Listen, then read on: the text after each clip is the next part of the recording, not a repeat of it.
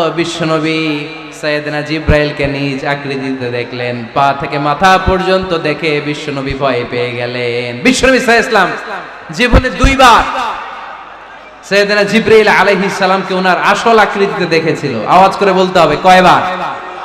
এক হচ্ছে মেরাজ রজনীতে সিদরাতুল মুনতাহায়, দুই হচ্ছে প্রথম যখন কোরআনের আয়াত নাজিল হয় বিশ্বনবী সাল্লাল্লাহু আলাইহি ওয়াসাল্লাম দেখলেন বিশাল একজন ব্যক্তি, পাটা হচ্ছে হেরা গুহায় আর মাথাটা হচ্ছে আকাশের উপরে। এই বিশাল একটা লোক, সে কোরআনের 5 আয়াত নিয়ে এসেছে সূরাতুল আলাক, আর বলতে শুরু করেছে ইয়া মুহাম্মদ ইকরা, আপনি পড়ুন, আপনি পড়ুন, আপনি পড়ুন।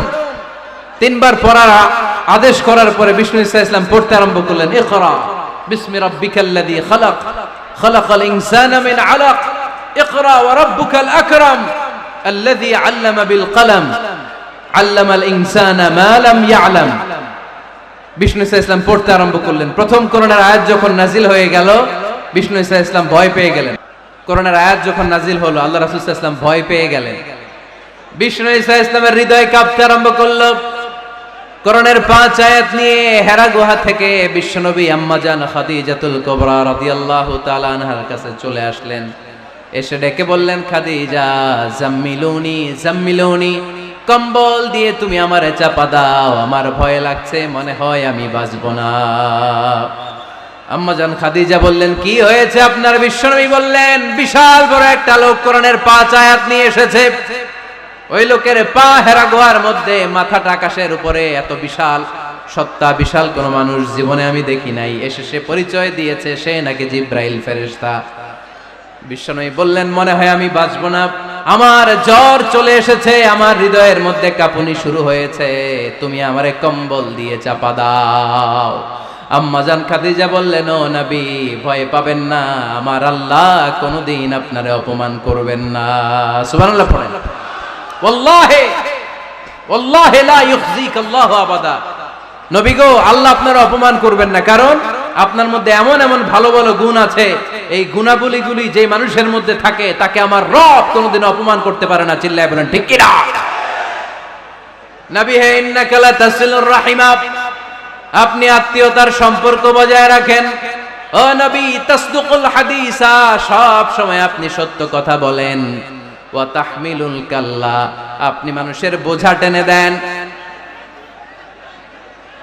ওয়া তাকসিবুল মা'দুমা, যার উপার্জন করার কেউ নাই, নিজে গায়ে খেটে আপনি তারে উপার্জন করে দেন। ওয়া তুঈনু আলা নাওয়াইবিল হক, সত্য যেখানে বিপন্ন সেখানে আপনি সাহসী সৈনিকের মতো দাঁড়িয়ে যান। সুবহানাল্লাহ। নবী হ্যাঁ, আপনি ভয় পাবেন না, কারণ আপনি এমন অসাধারণ ব্যক্তিত্ব, এমন জনকল্যাণমূলক কাজের আঞ্জাম আপনি দেন, এরকম লোককে আল্লাহ কখনো অপমান করতে পারে? আপনি চালিয়ে যান, আপনাকে থামানোর মতো অপশক্তি গোটা বিশ্বে দ্বিতীয়টা নাই। চিল্লায় বলেন ঠিক কি না? বিশ্বনবীকে সাহস জুগিয়েছেন, এরকম সাহস জোগানোর মতো স্ত্রী আমাদের দরকার আছে না নাই? বিশ্বনবী সারাদিন বাইরে যখন কাফের মুশরিকদের অত্যাচার অনাচার সহ্য করে ঘরে আসতেন, আম্মা জান আয়েশা এমন সাহসিকতার বাণী শোনাতেন, এমন মোটিভেশন শোনাতেন, এমন ইন্সপায়ারেশন দিতেন, বিশ্বনবী সারাদিনের সব দুঃখ কষ্ট ভুলে গিয়ে এর পরের দিনের দাওয়াতি কাজের জন্য নতুন করে এনার্জি ফিরে পেতেন। চিল্লায় পড়েন আল্লাহু আকবার। এজন্য স্ত্রীর 2 নাম্বার কাজ হচ্ছে স্বামীকে সাহস যোগানো। 2 নাম্বার কাজ কি? স্বামীকে সাহস যোগানো, স্বামীকে সাপোর্ট দেয়া। নারীরা পুরুষদের কাউন্টার পার্ট, নারী হচ্ছে পুরুষের সহযোগী। এই পৃথিবীর এই সভ্যতা, এই সিভিলাইজেশন, এই উন্নয়নের ডেভেলপমেন্ট, এটা শুধু পুরুষরা করে নাই, এই উন্নয়নের অংশীদারিত্বে আমাদের বোনদের নারীদেরও হাত আছে না নাই? এজন্য কাজী নজরুল বলেছেন, এই বিশ্বে যা কিছু সুন্দর চিরকল্যাণকর, অর্ধেক তার করিয়াছে নারী, অর্ধেক তার নর। চিল্লায় বলেন ঠিক কিনা? এজন্য এই মহাবিশ্বের এই সভ্যতায় আপনাদের যেমনি অবদান, আমাদের বোনদেরও অবদান আছে না নাই? আছে। স্বামী স্ত্রী এই দুজন মিলে এই বিশ্ব সভ্যতা তৈরি হয়েছে। এজন্য দুজনের মধ্যে সম্পর্ক হবে পোশাকের মতো। পোশাক যেমনি দেহের সাথে লেগে থাকে, স্বামী স্ত্রীর মধ্যে এরকম সুসম্পর্কের দরকার আছে না নাই? আচ্ছা, আজকে আমরা জানার চেষ্টা করব কি করে স্বামী আর স্ত্রীর মধ্যে এই সুসম্পর্ক বাড়ানো যায়, ইনক্রিজ করা যায়, কি করে আমাদের মধ্যে মারামারি কাটাকাটি ঝগড়া ডিভোর্স এই রেটটা কমানো যায়। এ ব্যাপারে আমাদের জানার দরকার আছে না নাই? ইসলামী শরিয়া স্বামী স্ত্রী প্রত্যেককে ইন্ডিভিজুয়ালি আলাদা আলাদা কিছু দায়িত্ব দিয়েছে। স্বামীকে কিছু দায়িত্ব দিয়েছে, আবার স্ত্রীকে কিছু দায়িত্ব দিয়েছে, আবার উভয়কে কিছু দায়িত্ব দিয়েছে। আমরা শুরুতে স্বামী স্ত্রীর উভয়কে আল্লাহ তাআলা কি দায়িত্ব দিয়েছে এটা জানবো। তারপরে স্ত্রীদেরকে আল্লাহ তাআলা কি দায়িত্ব দিয়েছেন সেটা জানবো। সবশেষে স্বামীদেরকে আল্লাহ তাআলা কি দায়িত্ব দিয়েছে সেটা জানবো। এই দায়িত্বগুলো পালন করার মধ্য দিয়ে দাম্পত্য জীবনকে সুখময় করে দিবে কে? আল্লাহ। শুরুতে আমরা জানবো দ্য কালেক্টিভ রেসপন্সিবিলিটি, যৌথ দায় দায়িত্ব কি আছে স্বামী আর স্ত্রীর, কেমন করে দাম্পত্য জীবনকে সুখময় শান্তিময় করতে হয়।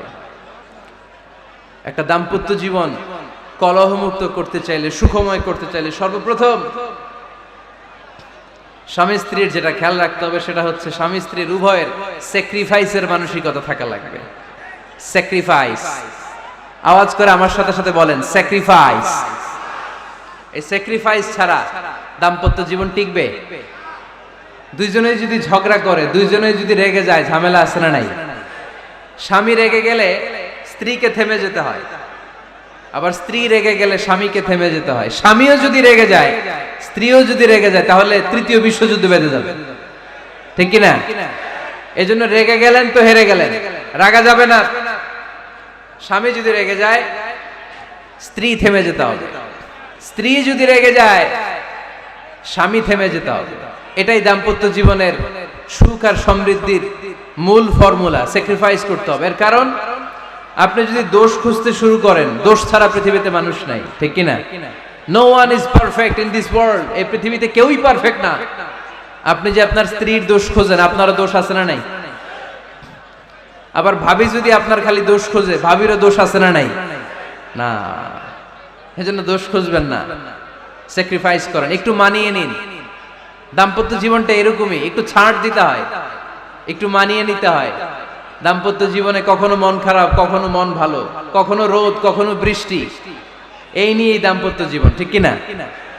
তাহলে দাম্পত্য জীবনে যদি আমরা সুখ পেতে চাই, সকল নবদম্পতিকে বলবো একটু ছাড় দেওয়ার মানসিকতা বিল্ড আপ করেন, একটু মানিয়ে নেন, একটু মানিয়ে নেন, একটু ছাড় দেন, একটু মিলেমিশে চলেন। এক স্যাক্রিফাইস আমাদের জীবনটারে, আমাদের দাম্পত্য জীবনটাকে একটা জান্নাতি দাম্পত্য জীবন বানাই দিবে, ঠিক কিনা?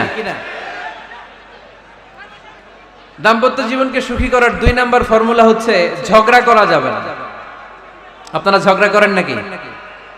হ্যাঁ, বউয়ের সাথে ঝগড়া করেন না এরকম বিবাহিত পুরুষ কে কে আছেন দেখি এখানে? হাত তুলছে অনেকে, বিশ্বাস হয় আপনাদের? হ্যাঁ, অনেক ঝগড়া।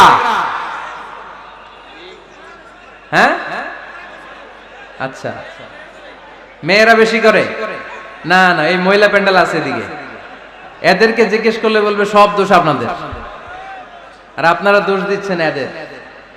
তো ঝগড়া করবেন না, মেহরবানি করে সম্মানিত ভাইরা, ঝগড়া করবেন না। কারণ এই ঝগড়া থেকে, সামান্য ঝগড়া থেকে অনেক সময় বিচ্ছেদের দিকে চলে যায় সম্পর্ক। ছোট্ট ঝগড়া থেকে যেতে যেতে ঝগড়া বাড়তে বাড়তে ডিভোর্সের দিকে গড়া, এরকম আছে না নাই? না, সামান্য ঝগড়া যদি বেঁধে যায়, শয়তান এটার মধ্যে বাতাস দেয়, এটারে বাড়াতে বাড়াতে শয়তান অনেক বড় করে।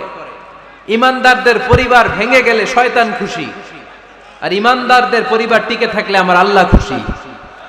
আমরা কার খুশি চাই? জোরে বলতে হবে, খুশি চাই কার? শয়তান সব সময় চায় ইমানদারদের ফ্যামিলি ভেঙে দিতে। Always he tries his level best to break down the relationship of a mu'min family. একজন ইমানদারের ফ্যামিলি কি করে ব্রেক ডাউন করে দেয়া যায়? যেন ঝগড়াই করব না আমরা। আপনি ঝগড়া করলে ভাবি যেন ঠান্ডা থাকে, ভাবি ঝগড়া শুরু করলে আপনি ঠান্ডা থাকবেন। ঝগড়া করা যাবে না, কিন্তু ঝগড়া হয়ে যায় ফ্যামিলিতে, এটাকে চেক দিতে হবে। ঝগড়া নিয়ে অনেক মজার মজার গল্প আছে। একটা গল্প দিয়ে আজকে শুরু করি। এক লোক মাহফিল শেষ করে 11টার দিকে বাসায় ফিরেছে। তো বাসায় ঢোকার আগে তার ওয়াইফকে ফোন দিয়েছে। ফোন দিয়ে বলতেছে, এই মাহফিল শেষ, আমি কিন্তু বাসায় চলে আসতেছি, শুরু করার আগে তাড়াতাড়ি দরজাটা খোলো। তো স্ত্রী আবার রাতের খাবার স্বামীকে ছাড়া খায় না। তো স্ত্রী দরজা খুলে দাঁড়ায় আছে, স্বামী বেচারা আসছে। আসার পরে স্ত্রীকে বলতেছে, এই শুরু করার আগে রাতের খাবার দিয়ে দাও, খেয়ে নেই। তো স্বামী ওয়াশরুম থেকে ফ্রেশ ট্রেশ হয়ে আসছে, স্ত্রী বেচারিও ডাইনিং টেবিলে খাবার দিয়েছে। এবার স্বামীও খেতে বসেছে, স্ত্রীও খেতে বসেছে। স্বামী আবার বলতে আরম্ভ করছে, শুরু করার আগে ফ্যানটা ছাড়ো, খুব গরম লাগতেছে। এবার তো স্ত্রী রেগে মেগে আগুন, কি আসার পর থেকে শুরু করার আগে কি শুরু করার আগে? স্বামী বলতেছে, এই তো শুরু হয়ে গেল, এই শুরু হয়ে গেল। মানে কি? ঝগড়া। নীলফামারীর ভাইয়েরা, এটা শুরু করা যাবে না। শুরু করবেন আপনারা? ঝগড়া করবেন? আমাদের ফ্যামিলিগুলো থেকে ঝগড়াকে আজকে থেকে আমরা নো বলে দিলাম। মানে না, ঝগড়াকে কি বললাম? সবাই বলতে পারেন না, আওয়াজ করে বলেন, ঝগড়াকে আমরা কি বলবো? নো। ঝগড়া করা যাবে না। শয়তান ঝগড়া বাঁধাতে খুব উস্তাদ। সহিহ মুসলিমের হাদিস, ইন্না ইবলিসা ইয়াদাউ আরশাহু আলাল মা সুম্মা ইয়াবআসু সারায়াহু। ইবলিস তার সিংহাসন গেড়েছে সাগরের উপরে। ইবলিসের সিংহাসন কিসের উপরে? বিশাল বড় সাগর আর মহাসাগরের উপরে ইবলিস শয়তান তার সিংহাসন নিয়ে বসা। প্রতিদিন সকালবেলায় শয়তানগুলোরে মানব রাজ্যে পাঠিয়ে দেয়, যা তোরা মানব রাজ্যে চলে যা, যে মানুষকে ওয়াসওয়াসা দেয়, ওয়াসওয়াসা দিয়ে খারাপ কাজ করা। সারাদিন খারাপ কাজ করার পরে কি কি ওয়াসওয়াসা দিল, কি কি খারাপ কাজ মানুষের মধ্যে ঘটালো, সন্ধ্যাবেলায় সব শয়তান এসে ইবলিসকে বয়ান শোনায়। সন্ধ্যাবেলায় শয়তানগুলো এসে বলে, আমি এক লোককে দিয়ে মিথ্যা কথা বলিয়েছি। আরেক শয়তান বলে, আমি নামাজ কাজা করিয়েছি এক আল্লাহর বান্দাকে দিয়ে। আরেকজন বলে, আমি ওজনে কম দিয়েছি। আরেকজন বলে, আমি সুদের ব্যবসার মধ্যে টাকা লাগানোর ব্যবস্থা করে দিয়েছি। এক একজন এক একটা ওয়াসওয়াসা দিয়ে আল্লাহর মুমিন বান্দাদেরকে ধোঁকা দিয়েছে। এগুলোর ফিরিস্তি এসে সব শয়তানেরা ইবলিসকে শোনায়, কিন্তু কোনো কথাতে ইবলিসের মন ভরে না। কোন শয়তান এসে বলে, আমি তো এমন মদের আড্ডাখানায় নিয়ে গেছি আল্লাহর বান্দাদেরকে, এগুলো নামাজই পড়ে নাই, খালি মদ খাইছে। আবার কিছু শয়তান এসে বলে, আমি ক্যাসিনোতে নিয়ে গেছি, ওখানে খালি জুয়া খেলছে। আবার কিছু শয়তান এসে বলে, আমি বাজারের মধ্যে ফরমালিনের এই ওয়াসওয়াসা ঢুকায় দিছি। একটার পর একটা শয়তানি ফিরিস্তি তারা ইবলিসকে শোনায়, কিন্তু কোনো কাজই ইবলিসের মন ভরাতে পারে না। একজন এসে বলে, আনা মা তারাকতুহু বাইনার রাজুলি ওয়া ইমরাআতিহি হাত্তা ফাররাকতু। আমি একজন ইমানদার নারী পুরুষের মধ্যে ঝগড়া লাগায়া ওই ঝগড়া বাড়াতে তালাক পর্যন্ত নিয়ে গেছে। নাউজুবিল্লাহ পড়বেন না? শয়তান এবার তার উপর খুশি হয়ে যায়। সব শয়তানগুলোকে ঠেলে ইবলিস এই শয়তানকে কাঁধে তুলে নাচতে শুরু করে দেয়। কারণ মুমিন বান্দার সংসার যদি ভেঙে যায় শয়তান খুশি হয়ে যায়, আর মুমিন বান্দার সংসার টিকে থাকলে খুশি হয়ে যায় কে? এজন্য নীলফামারীর ভাইয়েরা, ঝগড়া করা যাবে না। দাম্পত্য জীবনকে সুখী করতে চাইলে ঝগড়াকে আমরা নো বলে দিব। ঝগড়া অনেক সময় হবে, কিন্তু এটাকে বাড়তে দেয়া যাবে না, এটাকে আমরা স্পেস দিব না, ওইখানে থামায় দিতে হবে। রাজি আছেন তো সবাই? আল্লাহ রাসূল সাল্লাল্লাহু আলাইহি ওয়াসাল্লামের ফ্যামিলিতে ঝগড়া হতো। আম্মা জান আয়েশা রাদিয়াল্লাহু তাআলা আনহার সাথে আল্লাহ রাসূল সাল্লাল্লাহু আলাইহি ওয়াসাল্লামের ঝগড়া হতো, হাদিসে পাওয়া যায়। কিন্তু এগুলো ছিল মধুর ঝগড়া, সুন্দর ঝগড়া। সুবহানাল্লাহ পড়েন।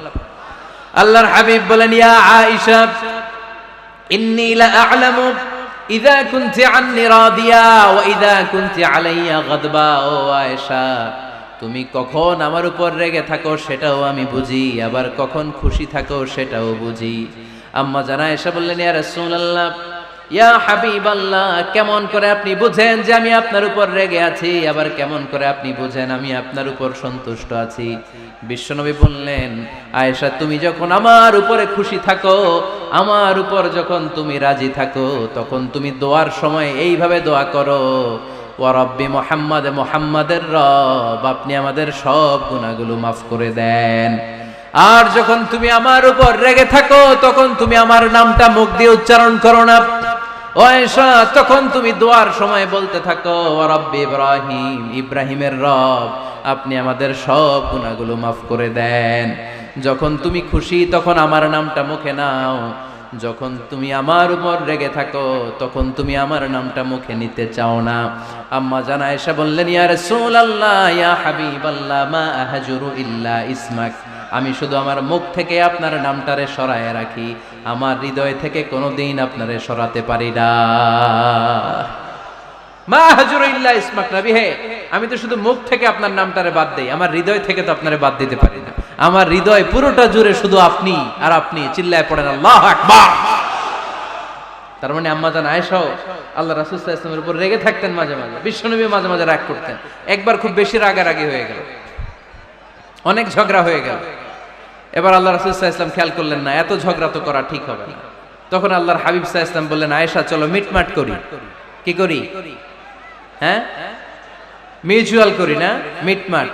এই যে ঝগড়া লাগলে আবার যে মিলায়া দেয়, এটা কি বলেন আপনারা নীলফামারীতে? মিটমাট। আল্লাহর হাবিব সাল্লাল্লাহু আলাইহি ওয়াসাল্লাম বললেন, আয়েশা চলো আমরা মিটমাট করি, আমরা আর ঝগড়া না করি। আম্মা জান আয়েশা বললেন, ঠিক আছে চলেন মিটমাট করি। বিষ্ণু বললেন, ঠিক আছে একজনকে নিয়ে আসি যে দুইজনের মাঝে মিটমাট করাই দিবে। কারে নিয়ে আসবো?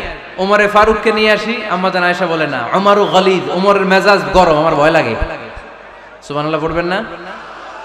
বিষ্ণু বললেন, তাহলে তোমার আব্বারে নিয়ে আসি। কই নিয়ে আসেন, আব্বারে খুব ভাল লাগে। বিষ্ণু বললেন, ঠিক আছে তোমার কথাই রইলো, ওমরকে ডাকবো না, তোমার আব্বা আবু বকরকে নিয়ে আসবো। বিশ্বনবী মিটমাট করার জন্য সাইয়েদনা আবু বকর রাদিয়াল্লাহু তাআলা আনহুকে ডেকে নিয়ে আসলেন। সাইয়েদনা আবু বকর রাদিয়াল্লাহু তাআলা আনহু ঘরে ঢুকলেন। বিশ্বনবী বললেন, আয়েশা আমার আর তোমার মাঝে কি নিয়ে ঝগড়া হয়েছে? কথাটা কি তুমি বলবা নাকি আমি বলবো? আম্মা জান আয়েশা বলেন, আপনিই বলেন, তবে মিথ্যা বললেন না, যা ঘটছে ওইটাই বললেন। ওয়ালা তাকুলিল্লাহ হাক্কান, যেটা সত্য ওইটাই বলবেন, অন্য কিছু বলবেন না। আবু বকর রাদিয়াল্লাহু তাআলা আনহু তো শুনে রেগে মেগে আগুন। কি এত বড় সাহস, বিশ্বনবীর সামনে দাঁড়িয়ে তুমি এভাবে কথা বলো? এই আদব শিক্ষা দিয়েছি তোমাকে আমি। রেগে গেলেন। বিশ্বনবী কি সত্য ছাড়া মিথ্যা কিছু বলবেন? রেগে মেগে চিৎকার করে মেয়ের গালের মধ্যে দিলেন এক চপেটাঘাত। এক থাপ্পড় খেয়ে আম্মা জান আয়েশা উল্টায় পড়লেন। আবার মারার জন্য সাইয়েদনা আবু বকর রাগে গড়গড় করছিলেন, মেয়েরে আবার মারার জন্য উদ্যত হলেন। বিশ্বনবী অবস্থা ভয়ঙ্কর দেখে সাইয়েদনা আবু বকরের সামনে দুই হাত মেলে এইভাবে দাঁড়িয়ে গেলেন। বিশ্বনবীকে যখন আবু বকর রাদিয়াল্লাহু তাআলা আনহু দাঁড়াতে দেখলেন, সাইয়েদনা আবু বকর মুহূর্তের মধ্যে থেমে গেলেন। সুবহানাল্লাহ পড়েন। সাইয়েদনা আবু বকর রাদিয়াল্লাহু তাআলা আনহু ঘর থেকে বের হয়ে গেলেন। এবার বিশ্বনবী আম্মা জান আয়েশার কাছে যেয়ে বলেন, ও আয়েশা দেখো, আমি তোমারে মাইর থেকে বাঁচাইলাম। আমি না থাকলে তোমার বাবা তোমারে আসে শেষ করে ফেলতো, ঠিক কি না? আমি বাঁচাইছি তোমারে। ইয়া আয়েশা কাইফা রাআইতিনি আনখাসতুকি মিনার রাজুল, দেখছো আয়েশা কেমনে বাঁচাইলাম তোমারে? আজকে আমি না থাকলে এমন পিট্টি দিত তোমার বাবা, একেবারে খবর হয়ে যায়। আম্মা জান আয়েশা লজ্জায় পড়ে গেলেন, হেসে দিলেন। বিশ্বনবীও হেসে দিলেন। সুবহানাল্লাহ পড়েন।